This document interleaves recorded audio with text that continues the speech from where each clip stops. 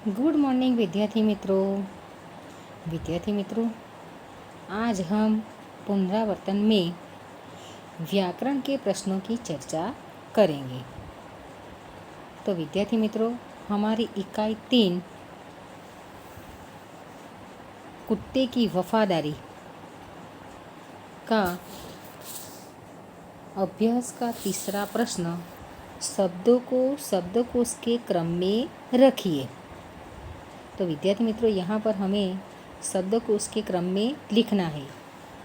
तो सुंदर, वापस, वफादार, इसीलिए, आश्चर्य, लुटेरा।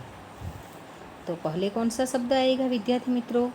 तो पहले आएगा आश्चर्य, इसीलिए, लुटेरा, वफादार, वापस, सुंदर। अब विद्यार्थी मित्रों, यहाँ पर प्रश्न 4 है कि यदि आप होते तो क्या करते, बताइए। कि कुत्ते को जमानत पर रखकर सेठ ने पैसे दिए, सेठ की जगह आप होते तो क्या करते?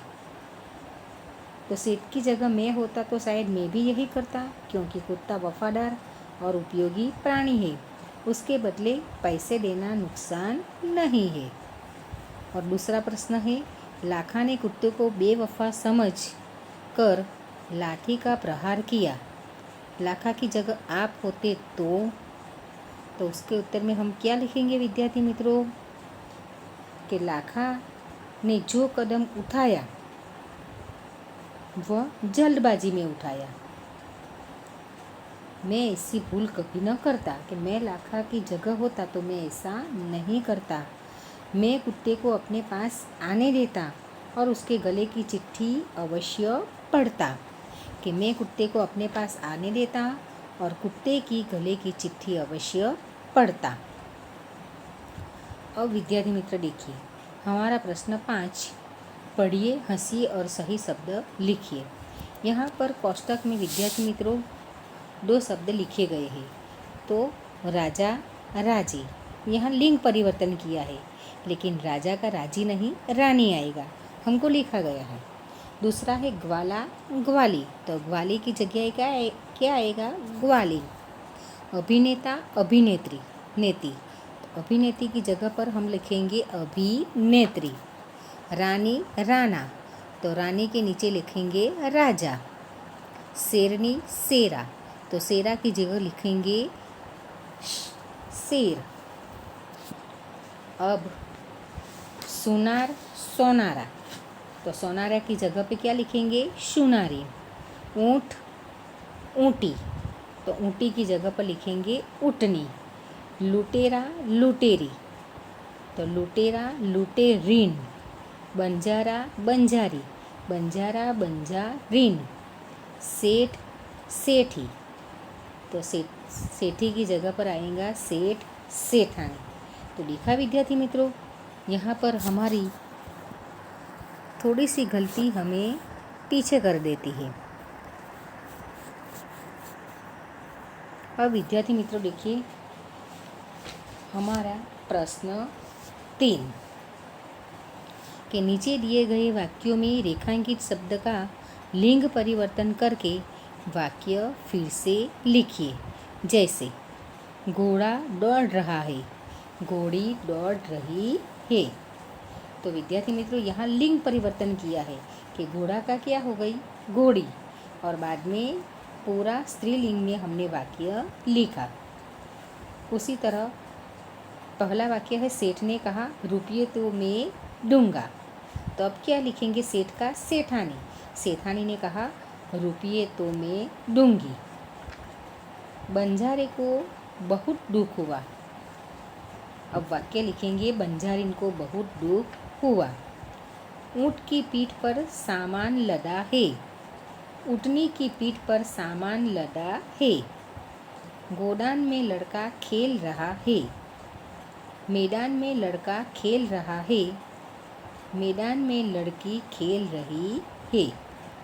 तो देखा विद्यार्थी मित्रों, यहाँ पर हमने लिंग परिवर्तन करके वाक्य बनाए।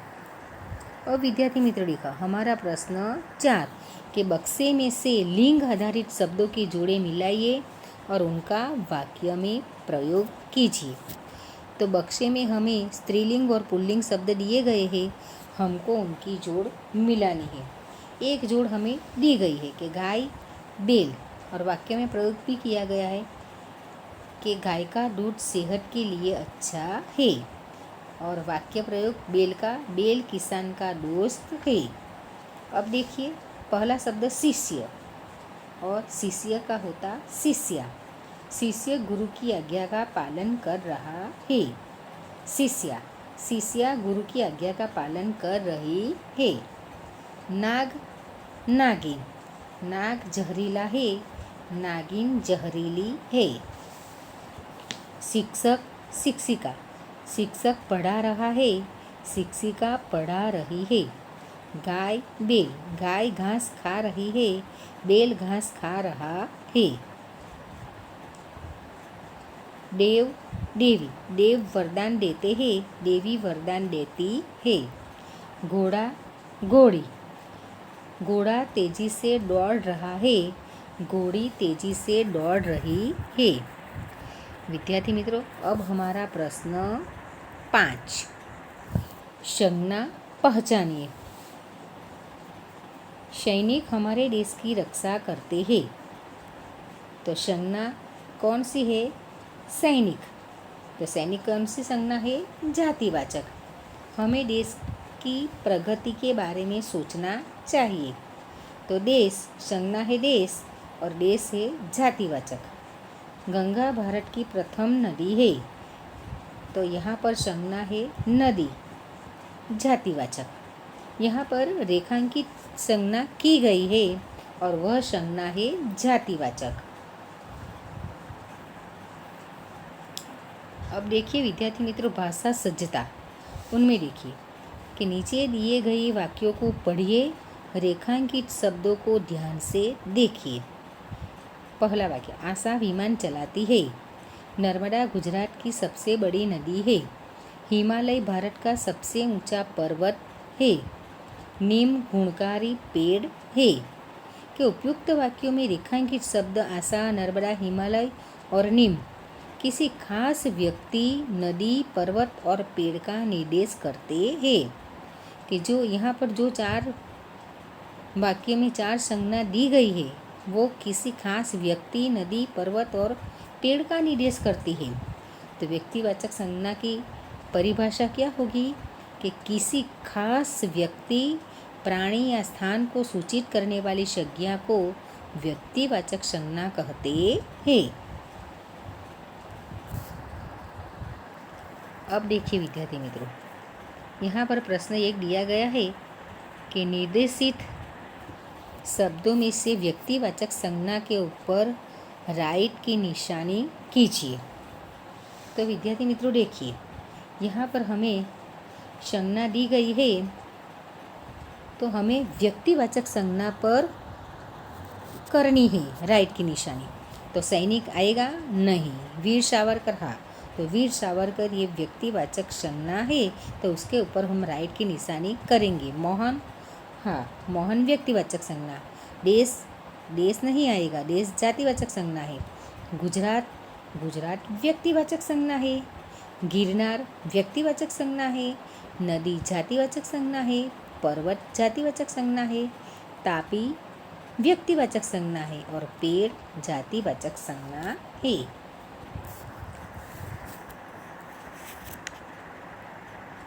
अब विद्यार्थी मित्रों देखिए कि नीचे दिए गए वाक्यों को पढ़िए, रेखांकित शब्दों को ध्यान से देखिए। पहला वाक्य है, हमारे देश के सैनिक बहादुर हैं। दूसरा, हमारी गाय का नाम गौरी है। तीसरा, नदी को लोक माता कहते हैं। चौथा, कुत्ता वफादार प्राणी है। उपयुक्त वाक्यों में रेखांकित शब्द सैनिक, गाय, नदी और कुत्ता, ये शब्द संपूर्ण जाति का बोध कराते हैं। तो हमें उसकी परिभाषा क्या होगी? जातिवाचक संज्ञा कि जो शब्द संपूर्ण जाति का बोध कराते हैं, वे जातिवाचक संज्ञा कहलाते हैं। कि जो जाति का बोध कराते हैं उसे कहते हैं जातिवाचक संज्ञा। अब देखिए प्रश्न दूसरा कि जातिवाचक शब्द छांटकर सूची बनाइए। तो विद्यार्थी मित्रों, यहाँ पर हमें शब्द दिए गए हैं गोलाकार में, तो हमें उसमें से जातिवाचक शब्द ढूंढने हैं।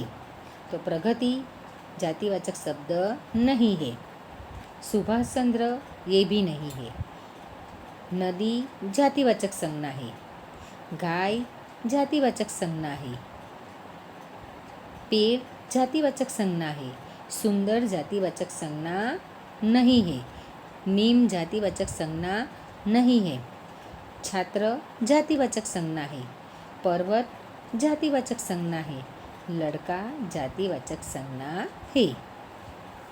अब विद्यार्थी मित्रों देखिए हमारा प्रश्न 3 के नीचे दिए गए संज्ञा शब्दों को कोष्टक में उचित स्थान पर रखिए। तो विद्यार्थी मित्रों, यहाँ पर हमें शब्द दिए गए हैं, उसे हमें व्यक्तिवाचक और जातिवाचक संज्ञा में रख के कोष्टक में रखने हैं। तो पहला है भारत, तो भारत आएगा जातिवाचक संज्ञा। दूसरा हिमालय, हिमालय भी व्यक्तिवाचक संज्ञा, भारत भी व्यक्तिवाचक संज्ञा। नदी जातिवाचक संज्ञा, वीर सावरकर व्यक्तिवाचक संज्ञा। सैनिक जातिवाचक संज्ञा, नर्मदा व्यक्तिवाचक संज्ञा। पर्वत जातिवाचक संज्ञा, नीम का पेड़ व्यक्तिवाचक संज्ञा। तो विद्यार्थी मित्रों, आपको अभी जातिवाचक और व्यक्तिवाचक संज्ञा की समझ हो गई होगी।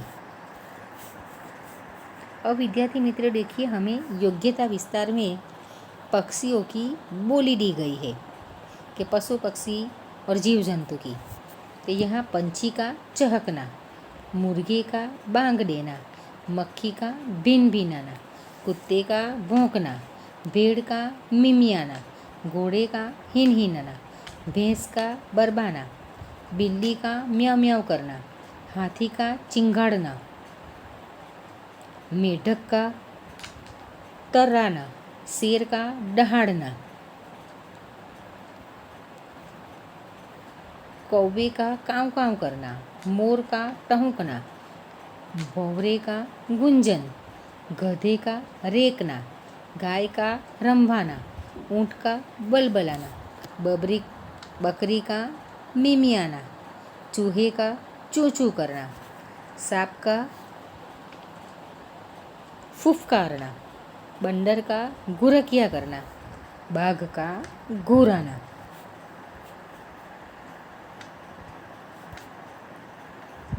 अब विद्यार्थी मित्र देखिए, हम पाठ 4 के व्याकरण के प्रश्नों की थोड़ी चर्चा करेंगे।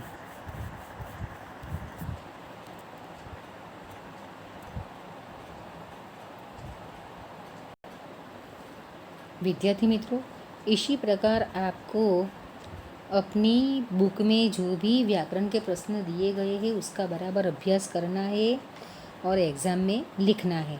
और विद्यार्थी मित्रों, एक खास सूचना आपके लिए कि यहाँ पर आपको अपना पाठ्य पुस्तक के जो पीछे जो भी ग्रामर दिया गया है व्याकरण, वो सब करना है। और निबंध भी होगा, कहानी भी होगी, पत्र लेखन भी होगा, तो उसकी भी साथ साथ आपको तैयारी करनी है। और विद्यार्थी मित्रों, आपको अपूर्ण कहानी पूर्ण करने को कहा जाए तो आपको अपूर्ण कहानी जो दी गई है उसको नहीं लिखनी है, आपको सिर्फ कहानी को पूर्ण करना है। कहानी को पूर्ण करना है वही लिखना है। जो अपूर्ण कहानी आपके पेपर में दी गई है वो नहीं लिखनी है। सिर्फ आपको प्रश्न पत्र में प्रश्न के उत्तर ही लिखने हैं, प्रश्न लिखना नहीं है। सिर्फ प्रश्न पत्र में प्रश्नों के उत्तर ही लिखिए। और प्रश्न पत्र स्वच्छ होना चाहिए, छेक छाक नहीं होनी चाहिए, अक्षर अच्छे होने चाहिए और जो भी लिखे वो पढ़ सके ऐसा सुंदर अक्षरों में पेपर लिखना चाहिए। तो विद्यार्थी मित्रों, आपको बेस्ट ऑफ लक। पेपर को अच्छी तरह से लिखना।